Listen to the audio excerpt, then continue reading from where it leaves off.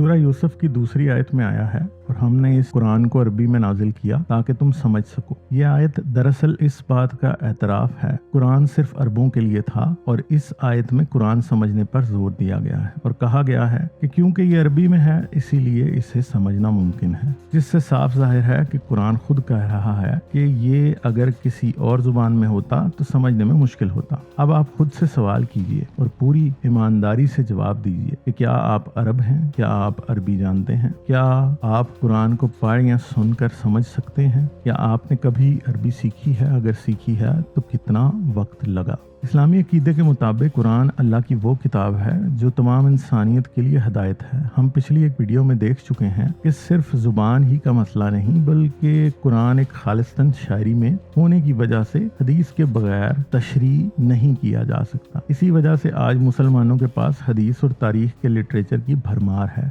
और इस तमाम एक्सटेंसिव लिटरेचर की वजह से मुसलमानों के दरमियान एक सख्त कन्फ्यूजन है, और हदीस ही शरीयत के तरीक़ और रसूल तय करती है और इसी के मुताबिक इस्लाम चलाया जाता है। बहुत कम शरई असूल सिर्फ कुरान की बुनियाद पर अख्ज़ किए जा सकते हैं, और दरअसल कुरान की यही कमज़ोरी इस्लाम में फ़िरकावारियत और मसाइल का बायस बनती है। आप उस वीडियो का लिंक डिस्क्रिप्शन में देख सकते हैं। मगर मसला अरबी ज़ुबान का है। सबसे पहले तो अरबी रस्म खत की तारीख पर एक नज़र डालते हैं।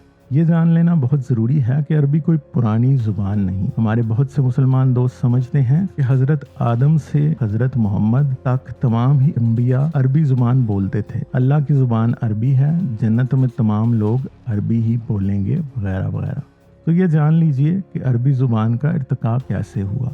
तकरीबन 4000 से 2500 कबल मसीह के दौरान अरब और शाम के इलाके में प्रोटो सामी यानी प्रोटो सेमेटिक जुबान बोली जाती थी, और यही तमाम सामी जुबानों की बुनियाद है। ये जुबान इब्रानी, अरामी, निबती और क्लासिकल अरबी के अलावा कई और जुबानों की माँ है। यानी इसी जुबान से मुख्तलिफ डायलेक्ट या तलफ़्फ़ुज़ पैदा हुए जो बाद में मुख्तलिफ जुबानों में तब्दील होते गए। बात शुरू होती है निबती जुबान से, जो दरअसल अरामी जुबान ही की एक अगली शक्ल थी जो अरबी की तरफ जा रही थी। ये जुबान दूसरी सदी कबल मसीह से चौथी सदी कबल मसीह के दरमियान अपने अरूज पर थी। ये वो ज़माना है जिसके दौरान निबती तहजीब और इनके अजीम शहर पतरा का अरूजो ज़वाल हुआ। इसके बाद कदीम अरबी का दौर शुरू हो जाता है। ये वो जुबान है जो जनूबी अरब यानी शाम के जनूब से यमन के दरमियान बोली जाती थी। इस पर निबती जुबान का असर वाज़े माना जाता है। इस जुबान में सफियाती, हसामी यानी हसमे और निबती अरबी यानी नबतियो अरबिक की खुंदाकारियां या रॉक इंस्क्रिप्शंस पाई जाती हैं। ये जुबान पहली से छठी सदी के दरमियान अपने अरूज पर थी, और इसी का सो कॉल्ड कुरैशी तलफ़्फ़ुज़ बाद में क्लासिकल अरबी या कुरानी अरबी में तब्दील हो जाता है, और फिर क्लासिकल अरबी का दौर 7वीं सदी ईस्वी से शुरू होता है। क्लासिकल अरबी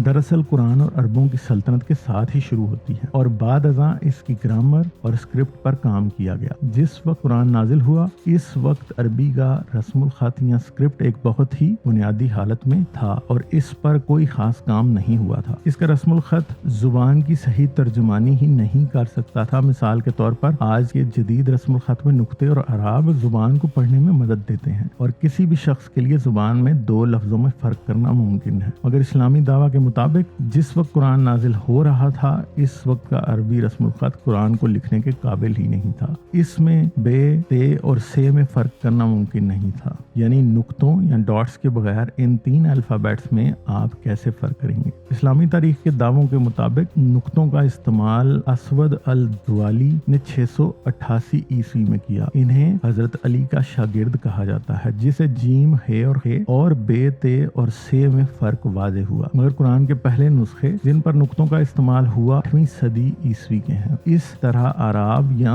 हरकात को भी 8वीं सदी से ही मंसूब किया जाता है। असल मसला ये है कि अराब और नुक्तों के बगैर अरबी कैसे पढ़ेंगे, और इस तरह के नाकिस स्क्रिप्टा डिफेक्टिवा में लिखा हुआ कुरान समझना बहुत ही मुश्किल था। ऐसी सूरत में सिर्फ वही इंसान कुरान को पढ़ सकता है जिसे कुरान पहले से याद हो और इससे वाकफियत रखता हो। यहाँ एक नुक्ता उभर कर सामने आता है कि जब मुसलमान कहते हैं कि अरबों का हाफिजा बड़ा जबरदस्त था, इन्हें लिखने की जरूरत नहीं पेश आती थी। दरअसल इस وقت ان کے پاس کوئی اور چانس ہی نہیں تھا، کیونکہ لکھنا تو مسائل پیدا کرتا تھا، اور اس بات کی نشانیاں ہمیں حدیث اور تاریخ کتابوں میں مل جاتی ہیں۔ جب تیسرے خلیفہ عثمان سے کہا جاتا ہے کہ اسلامی فوج میں قرآن کی قرأت پر اختلاف ہو رہا ہے، تو ایسی صورت میں اس اختلاف کو مٹانے کے لیے قرآن کو لکھنا ضروری ہوا اور اس سے لکھوایا گیا۔ مگر مسئلہ یہ ہے کہ اگر زید بن ثابت نے اس وقت قرآن کو لکھا تو اعراب اور حرکات کے بغیر اسے لکھنا تو پھر بھی مسئلے کا حل نہیں، اور خود اسلامی تاریخ بھی مانتی ہے کہ نقطے تک سن 688 میں لگائے گئے، جو کہ حضرت محمد کی وفات سے تقریباً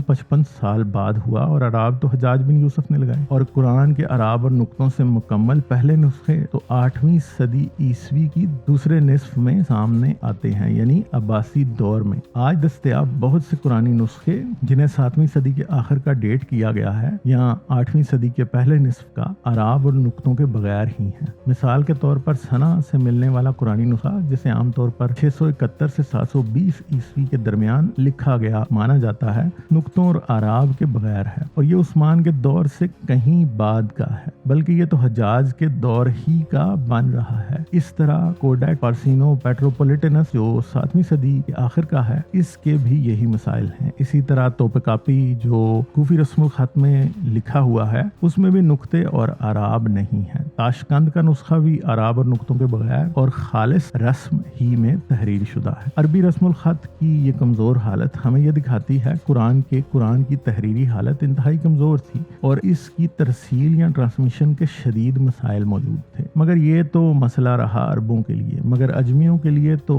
عربی کے مسائل آج بھی ختم نہیں ہو پائے۔ آپ خود سے سوال کیجئے، اگر قرآن خود مانتا ہے کہ اسے صرف عربی زبان ہی میں سمجھا جا سکتا ہے، تو کوئی آخر کار یہ کیسے مان لے کہ یہ کتاب تمام انسانیت کے لیے ہدایت کی کتاب ہے؟ کیونکہ اگر پنجابیوں، سندھیوں، پختونوں اور بلوچوں کو کوئی زبان سمجھانی ہو، کوئی بات سمجھانی ہو، تو وہ روسی زبان میں تو نہیں سمجھائی جا سکتی، اور ایسا بھی نہیں ہو سکتا کہ سرکار فیصل آباد میں کوئی شناختی کارڈ جاری کرنے کا دفتر کھول دے اور وہاں پر عملہ چینی زبان بولتا ہو۔ اللہ کے کلام کا مسئلہ تو اس سے بہت اہم ہے۔ اگر آج کے بیشتر مسلمان عربی زبان کو نہیں سمجھ سکتے تو عربی قرآن تو ایک رکاوٹ ہوا، اور اگر آج کی انسانی سرکاریں عوام تک درست پیغام پہنچانے کی اہمیت کو سمجھتی ہیں تو پھر اللہ یہ بات کیوں سمجھ نہیں پایا؟ یعنی پاکستان میں پی ٹی وی اسپینش زبان میں تو نہیں چلایا جاتا، اردو ہی میں چلایا جاتا ہے، کیونکہ اردو پاکستان کے دوسرے لوگ سمجھ پاتے ہیں۔ اب ہمارے بہت سے دوست یہ کہیں گے، جب اتنی زبانیں ہیں تو اللہ کسی ایک ہی زبان میں اپنا پیغام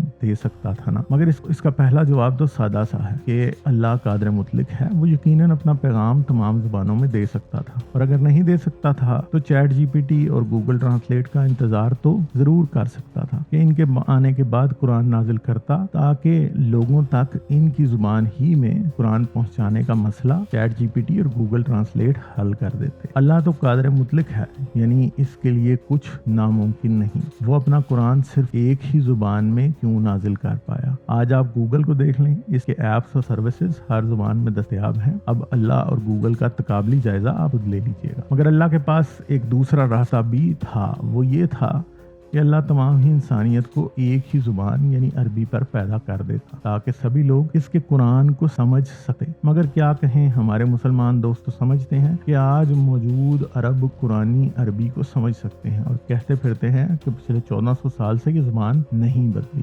جو کہ مکمل طور پر غلط ہے۔ قرآنی عربی کو کلاسیکل عربی کہا جاتا ہے، اور وہ آج کی موجودہ عربی سے مختلف ہے، اور آج کے عربوں کو بھی قرآنی عربی سمجھنے میں مشکل ہوتی ہے۔ آج سے 1000 سال پہلے بہت سے لوگوں نے بہت سی آسمانی کتابیں اپنی اپنی زبانوں میں لکھی تھی۔ وقت کے ساتھ ساتھ عربی سمیت ان سبھی زبانوں کا ارتقاء ہوتا گیا، بہت سی زبانیں معدوم یا ایکسٹنکٹ ہو گئی، اور آج دنیا میں بہت سی مذہبی کتابیں مردہ یعنی ایکسٹنکٹ لینگویجز میں پائی جاتی ہیں۔ رومن کیتھولک چرچ کی سرکاری زبان آج بھی رومن لیٹن ہے، اور وہ بائبل کو اسی قدیم لاطینی زبان میں لکھتے اور پڑھتے ہیں، اور یہ زبان بہت دیر سے معدوم ہو چکی ہے۔ اسی طرح سنسکرت ایک معدوم زبان ہے، جس میں وید اور دوسرے ہندو مقدسات رقم شدہ ہیں۔ یہی حال عبرانی کا بھی ہے، وہ بھی ایک معدوم زبان ہے جس میں کسی وقت تورات لکھی گئی تھی۔ وہ عربی جس میں قرآن نازل ہوا آج کہیں نہیں بولی جاتی، بلکہ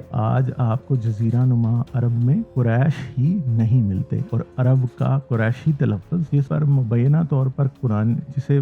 طور پر قرآنی عربی کہا جاتا ہے کہیں نہیں ملتا۔ تو پھر کیا سمجھیں؟ کیا قرآن صرف عربوں کے لیے ایک خاص وقت کے لیے ہی آسان تھا اور اللہ جانتا تھا کہ وہ بعد ازاں مشکل ہو جائے گا؟ تو پھر انسان سے زیادہ ذمہ داری خدا پر عائد ہوتی ہے کہ وہ قرآن کا پیغام محفوظ رکھنے میں ناکام رہا، کیونکہ جب وہ عربی زبان محفوظ نہ رہی جس میں قرآن نازل ہوا تھا تو تحفیظ کا دعویٰ کیسا، سمجھنے میں آسان ہونے کا دعویٰ کیسا؟ خود سے سوال کیجئے اور پوری ایمانداری سے کیجئے، قرآن کب آپ کے لیے سمجھنے میں آسان تھا؟ کیونکہ اگر آسان ہوتا تو پھر حدیث اور دوسرا اسلامی لٹریچر اور بے شمار علماء، ان کی کیا ضرورت؟ اور اللہ کے لیے تو ممکن تھا کہ وہ اسے سمجھنے کے لیے آسان بنا سکتا تھا، مگر کہاں پنجابی اور کہاں عربی، پنجابی پینڈو کہاں عربی بدوؤں کی زبان کو سمجھ پاتے ہیں۔ قرآن کی گمشدہ آیات کے بارے میں جاننے کے لیے یہاں کلک کریں۔ کامنٹ میں ضرور بتائیں کہ یہ ویڈیو آپ کو کیسی لگی اور آپ کس دوسرے ٹاپک پر ویڈیو دیکھنا پسند کریں گے۔ لائک کر دیں، سبسکرائب کر لیں۔ چینل کو سپورٹ کرنے کے لیے Patreon, pay Pal, by me a coffee